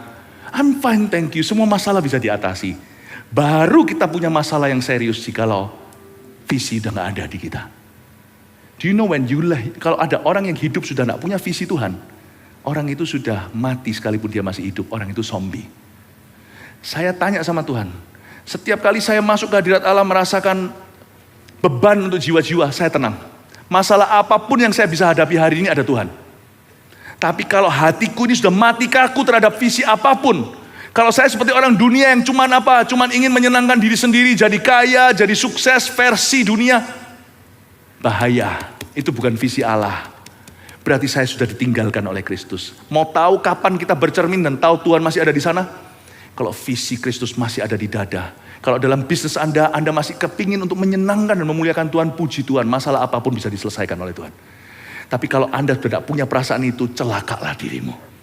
Kalau Anda sekarang kuliah sekolah meskipun masih bergumul nanti mau jadi apalah, kuliah jurusan apa, tapi kalau di hatimu menggebu-gebu, aku mau Tuhan memakai masa mudaku, oh I'm fine thank you. I'm fine thank you. Berarti Anda masih punya persekutuan dengan Roh Kudus. Kalau Tuhan berkata sama seseorang, kelihatannya dia fine-fine saja, tapi nggak punya visi Allah, Tuhan berarti sudah menyerahkan orang itu pada visi dunia. Kesana kamu ke Laut Teberau, pergi dan mati. Aku nggak peduli. Beberapa orang matinya 1 tahun, beberapa mati 20 tahun kemudian, beberapa mati masih 40 tahun. Tapi Tuhan berkata, you are only going to die. You're not going to do anything for me.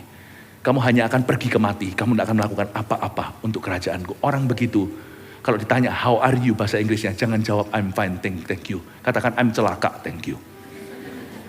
Tapi kalau kita ini sekarang yang dicelakai kanan kiri, tapi kalau hati kita masih menggebu-gebu, misalkan 1000 gereja 1 juta murid ini, oh aku Tuhan Yesus, aku tidak bisa apa-apa, tidak fasilida, berdoa di depan orang aja ketakutan.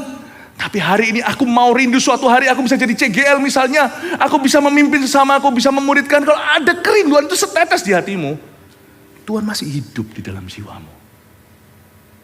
Laut Teberau masih jauh. Amin Bapak Ibu Saudara, 3 poin ini catatlah, munculkan semua.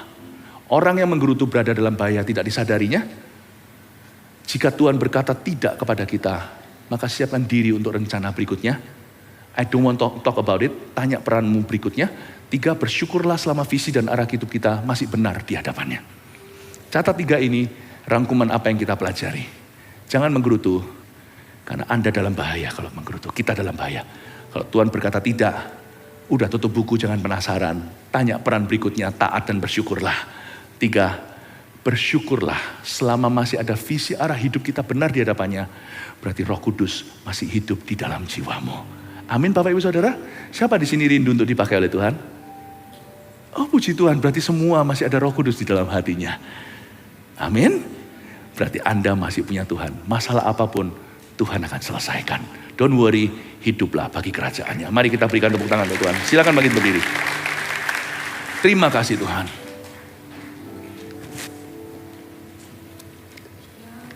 Ya Tuhanku, aku hendak bernyanyi bagimu selama aku hidup. Selama aku hidup. Ya Allahku, ya Allahku, aku hendak bermazmur bagimu selagi ku ada. Inilah yang ku renungkan setiap waktu. Nyanyian pujian dan pengagungan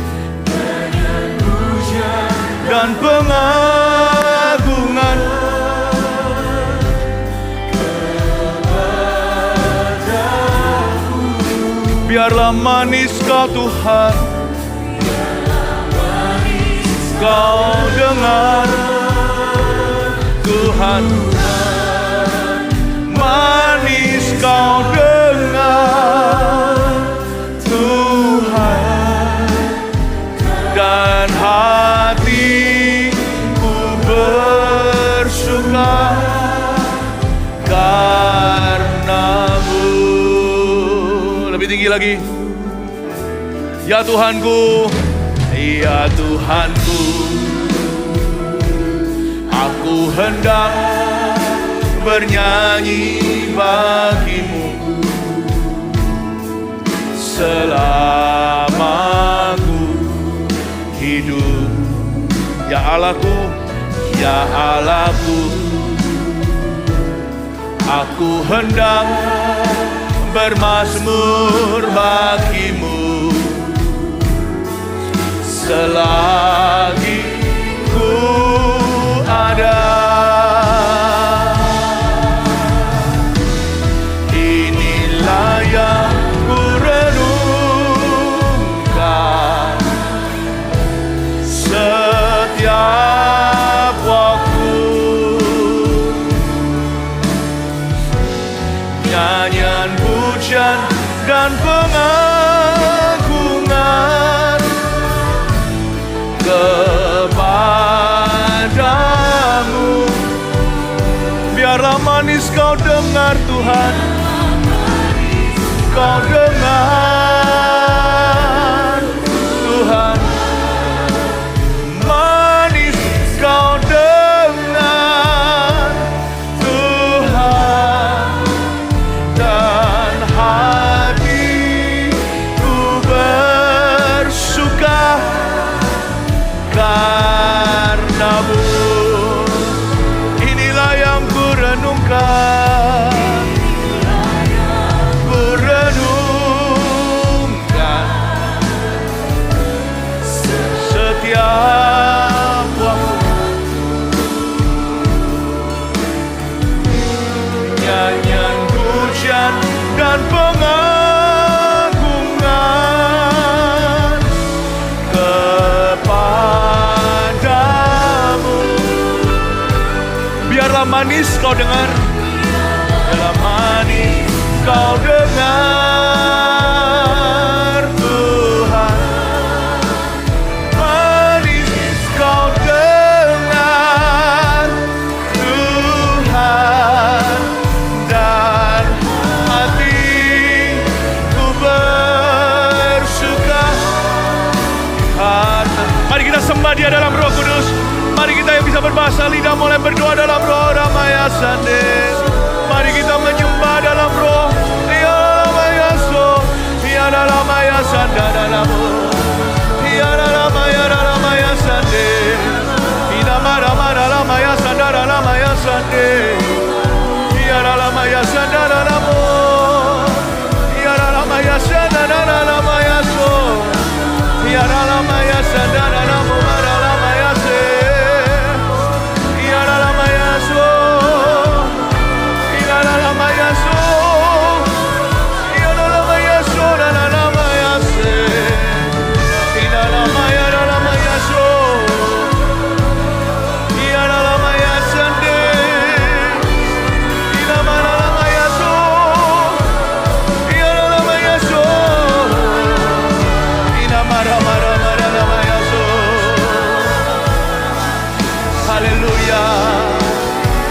Haleluya. Musik dengan lebih pelan, tetap mainkan. Hitungan ketiga, kita buka mulut bahasa Indonesia, bahasa roh tadi sudah kita unggah. Setelah ini kita akan berdoa begini. Ucapkan kata-kata iman. Ini bukan menjadi-jadikan sesuatu, bukan membuat-buatnya.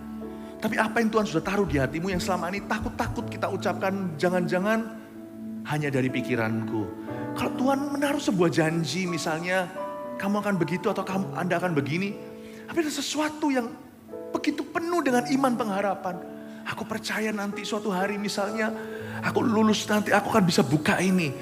Aku percaya nanti usahaku ini akan diberkati untuk bisa menjadi berkat bagi banyak orang. Kau memberikan banyak peluang, banyak lowongan Tuhan. Aku mungkin tidak bisa ngasih 5.000 orang makan, tapi aku minta nanti ya Tuhan Yesus aku mulai dengan 5 staff yang ada. Aku berdoa, ucapkan itu. Jangan malu. Selain itu, persembahkan syukur. Katakan terima kasih Tuhan, aku percaya Engkau sanggup lakukan melebihi yang kuharapkan. Kasih Tuhan satu ruang untuk bisa berbuat lebih daripada ekspektasi atau berbeda dari ekspektasimu. Katakan Tuhan, aku percaya Allahku sanggup mencukupi segala yang kubutuhkan. Aku percaya apa yang mataku belum lihat, telingaku belum dengar, apa yang belum muncul dalam pikiranku Kau sediakan. Ucapkan dia, tapi bahasa Indonesia oke? Bukan bahasa roh. Bahasa roh itu kita unggah dalam roh kita, manusia roh kita kuat sekarang, cetuskan. Sehingga yang tidak ada menjadi ada. Dalam iman, daripada menggerutu, kita beriman. Kita pengakuan iman, pengakuan firman. Lakukan itu ya. Baik itu buat anak-anaknya juga bisa aku berdoa. Anak-anakku akan bisa nanti kompetisi ke luar negeri. Suatu hari dikasih kesempatan, diekspos secara internationally. Gak tahulah, mimpi itu gak ada batasnya sebatas kau percaya. Asal itu ada dalam firman Tuhan, dikandung dalam janjinya. Lakukan itu. Mari kita semua sama-sama, oke? Nanti saya akan beritahu kapan berhentinya. Kita berdoa ala Korea ya. Kita semuanya angkat suara, kita berdoa, kita ucapkan, lupakan waktu dulu. Kita semua berdoa aja. Ngomong sesuatu sama Tuhan. Baik untuk bisnis, pekerjaan, untuk anak, untuk keluarga Anda, pernikahan, untuk keselamatan anggota keluarga. Aku percaya Papa akan dibaptis tahun ini Tuhan. Aku tahu hatinya pasti akan dilembutkan. Sekarang aku berdoa. Kalau orang menggerutu ketika menggerutu dia dihukum Allah. Ketika aku memuji sekarang juga berkat kau beri sekalipun nanti. Kenyataannya kemudian hari. Bisa melakukan itu. Are you ready? Ayo kita latih iman kita, oke? 1, 2, 3. Angkat tanganmu dan ke suaramu mulai berdoa. Semua kita termasuk singer berdoa semuanya, haleluya. Terima kasih Tuhan, aku percaya jemaat tidak akan dewasakan ya Tuhan di dalam nama Yesus. Kami berdoa ya Tuhan untuk gereja GMS Jabodetabek. Mereka sementara berdoa untuk hidup mereka. Izinkan hamba-Mu ya Tuhan, hamba-hamba-Mu ini berdoa sebagai imam untuk mereka. Aku dukung doa mereka sekarang di dalam nama Yesus. Percaya ya Tuhan Yesus, jemaat ini akan tahu bagaimana menabur yang benar, bukan menabur yang salah. Bukan menggerutu tapi memuji. Bisa klaim dengan iman, bukan pesimis, bukan negatifan. Aku berdoa ya Tuhan supaya di antara jemaat yang masih ada mulutnya dipakai untuk menggosip, untuk kepahitan, hamba berdoa hari ini ya Tuhan, roh pertobatan. Mulai hari ini jemaat kami bukan hanya manis mulutnya, tapi hatinya juga ya Tuhan Yesus. Hamba berdoa supaya ya Tuhan Yesus kekang di lidahnya untuk memuji Kau, lepaskan ya Tuhan. Tapi mulut yang suka menggerutu ya Kau kekang ya Tuhan. Dalam nama Yesus aku berdoa memberkati usaha mereka, memberkati profesi mereka, memberkati keluarga mereka. Di dalam nama Yesus Kau angkat ya Tuhan. Kami minta bukan hanya jemaat sekarang yang kaum umum, tapi juga anak-anak muda Army of God-nya nanti AOG Conference sebentar lagi. Aku berdoa Kau bangkitkan generasi berikutnya, generasi yang diberkati ya Tuhan. Bukan hanya generasi Abraham, Ishak dan Yakub, juga Kau berkati pula. Aku berdoa ya Tuhan, anak-anak kecil di tempat ini, Eagle Kids ya Tuhan, mulai dari sekarang ya Tuhan Yesus, mereka belajar memuliakan Tuhan dengan lidah bibir mereka. Berkati studi mereka, angkat ya Tuhan pemimpin-pemimpin berikutnya. Tidak lama lagi, 5 tahun lagi anak-anak kami akan dewasa, 10 tahun lagi mereka semua jadi orang besar. Aku berdoa di dalam nama Yesus, Kau berkati keturunan jemaat, turun-temurun. Aku berdoa untuk mereka pulang ke rumah bisa menjadi imam yang baik. Selama ini jadi imam yang jahat, Papa dan Mama di tempat ini ya Tuhan, pulang akan berikan kemampuan untuk mengajar. Kasih roh pengajaran itu dari jemaat, supaya mereka bisa menguraikan Taurat firman Tuhan di rumah mereka masing-masing ya Tuhan Yesus. Biar terjadi ya Tuhan mesbah keluarga, agar Allah melawat umatnya. Aku berkati keluarga jemaat satu persatu ya Tuhan. Aku berkati pernikahan mereka, jauhkan dari perselingkuhan ya Tuhan, jauhkan dari semua yang merongrong pernikahan zaman modern ini. Dalam nama Yesus, kasih roh yang setia. Aku minta ya Tuhan Yesus, keluarga-keluarga dijaga dengan pernikahan papa mama yang bahagia. Aku minta pernikahan jemaat dikuatkan ya Tuhan di dalam gereja ini. Mereka dikokohkan ya Tuhan Yesus. Beri mereka visi ya Tuhan ke depan ya Tuhan untuk anak cucu mereka. Di dalam nama Yesus, supaya mereka tidak sibuk hanya cari uang. Kau ingatkan hari ini ya Tuhan, bahwa kado terbesar buat anak-anak kami adalah pernikahan papa mamanya yang bahagia. Aku berkati keluarga jemaat ya Tuhan Yesus. GMS Jabodetabek ya Tuhan. Aku percaya dengan iman ya Tuhan. Aku klaim janji Tuhan, 100.000 murid, 100,000 disciples. GMS Jabodetabek sendiri tak lama lagi akan menjadi 100.000 murid. 100.000 murid ya Tuhan Yesus untuk memenangkan kota ini. Dan dari sini ya Tuhan akan keluar misionaris-misionaris. Dari sini akan ada orang-orang yang mission trip. Dari sini ada orang-orang yang membangun gereja-gerejamu. Masih ada 128 kota-kota baru, kota-kota perintisan ya Tuhan. Kami berdoa ya Tuhan agar jemaat GMS Jabodetabek turut serta dalam pembangunan, baik secara daya, secara dana, secara doa. Aku berdoa Kau utus ya Tuhan.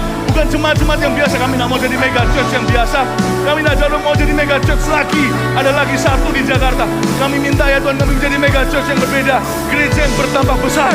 Mega dalam arti bukan gedungnya, mega dalam arti besar kapasitasnya untuk memenangkan, menyelesaikan amanat agung sampai seluruh bumi, khususnya di bumi Indonesia. Dan Kau juga memberikan kepada kami gedung. Kami belum ada gedung yang lapang ya Tuhan. Jabodetabek masih pertemuannya di mana-mana, masing-masing selalu kurang tempat. Walaupun tidak bisa, hamba tidak menggerutu. Hamba justru pakai ini untuk meminta suatu tempat yang besar.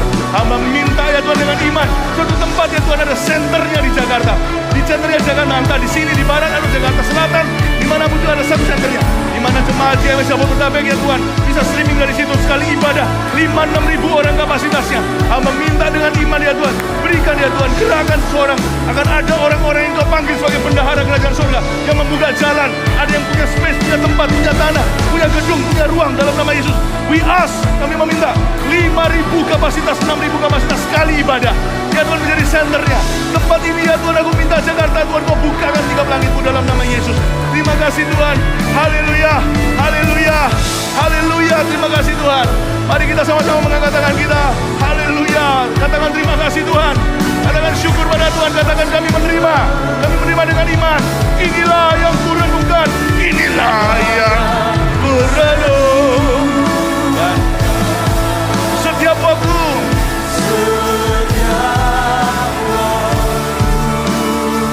Nyanyian pujian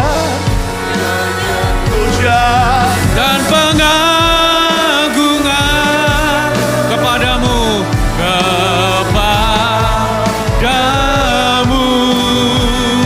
biarlah manis kau dengar, biarlah manis kau dengar, Tuhan. Manis kau dengar, Tuhan, dan hatiku bersuka. Kita berikan tepuk tangan bagi Tuhan kita. Sebelum saya akan tutup dalam doa persembahan dan doa berkat, izinkan kami menyambut bagi Bapak Ibu Saudara yang baru pertama kali hadir. Bolehkah Anda lambaikan tangan dimanapun Anda berada. Yang baru pertama kali datang di gereja Mawar Sharon ini. Kita berikan tepuk tangan buat mereka, tetap diangkat tangannya.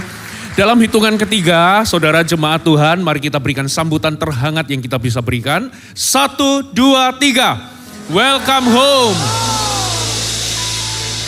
Bagi Anda yang mengangkat tangan, saudara, bagi kami gereja adalah sebuah keluarga. Kita nggak mungkin bisa bertumbuh sendiri tanpa kita saling mengenal satu sama lain. Itu sebabnya saudara, Anda akan menerima form yang kami sediakan buat Anda. Isilah nama, alamat, nomor handphone yang jelas. Setelah itu Anda bisa kembalikan kepada usher yang bertugas.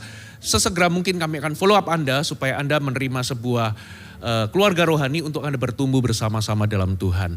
Mari kita ambil amplop persembahan kita.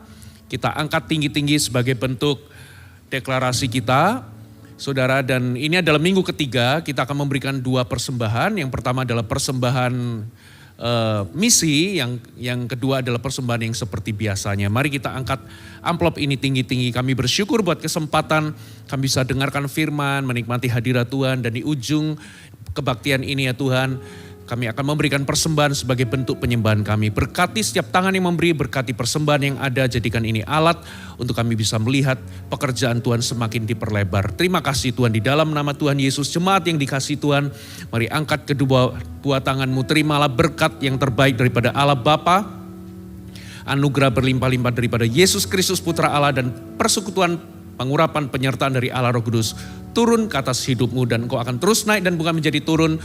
Tuhan akan memberkati apapun yang kau kerjakan, dibuatnya berhasil, menjadi kesaksian bagi banyak orang bahwa Tuhan menyertaimu. Terimalah berkat ini aku lepaskan di dalam nama Tuhan Yesus. Semua yang percaya katakan amin. Selamat siang, Tuhan Yesus memberkati.